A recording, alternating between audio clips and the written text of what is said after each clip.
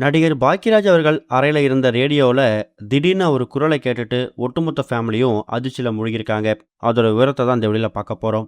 இயக்குனர் பாக்கியராஜ் கடந்த ஒரு 10 நாட்களுக்கு முன்னாடி மாரடைப்பு காரணமாக காலமாயிட்டார் அப்படிங்கிற செய்தி நம்ம எல்லாருக்குமே தெரியும். அவர் இறந்து போனதுக்கு பிறகு அவருடைய வாழ்க்கை முறையை பற்றியும் அவருடைய குடும்ப விஷயங்கள் பற்றியும் இதுவரைக்கும் வெளிவராத பல சுவாரஸ்யமான தகவலை தினம் தினம் பார்த்து வந்துட்டு இருக்கோம். அந்த வகையில் பாக்கியராஜ் அவர்களை பொறுத்த வரைக்கும் எந்த ஒரு விஷயமே தனக்கு பிடிச்சு போயிடுச்சு அப்படின்னா அதை தனக்குள்ளேயே பத்திரப்படுத்தி வச்சுக்கிறது, அந்த மெமரிஸ் ரீகால் பண்ணுறதுல அது ஒரு ஹேபிட்டாகவே அவர் பழக்கப்படுத்தி வச்சுருந்துருக்காரு.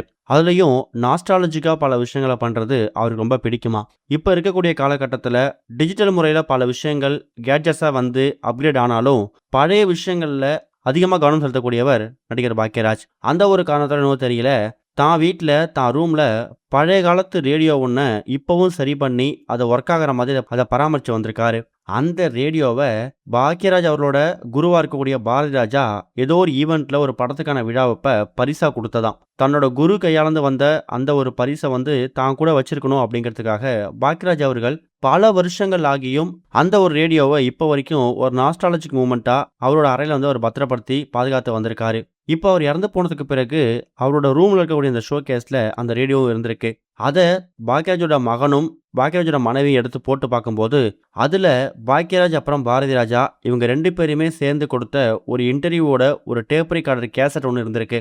அதை போட்டு பார்க்கும்போது தன்னோட அப்பா இறந்து போனதுக்கு பிறகு அவரோட குரல் டிஜிட்டல் மூலயமா ஒலிக்காம அந்த டேப் ரெக்கார்டர் கேசட் மூலயமா ஒலிக்கும் போது லைவாக தான் அப்பாவே உட்காந்து பேசுகிற மாதிரியான ஒரு ஃபீலிங் மகன் சாந்தனுக்கு வந்திருக்குதான். அவங்களோட மனைவியுமே, அதாவது பாக்கியராஜோட மனைவியுமே அந்த குரலை கேட்டுட்டு பயங்கரமாக தேம்பி தேம்பி அழ ஆரம்பிச்சிருக்காங்க.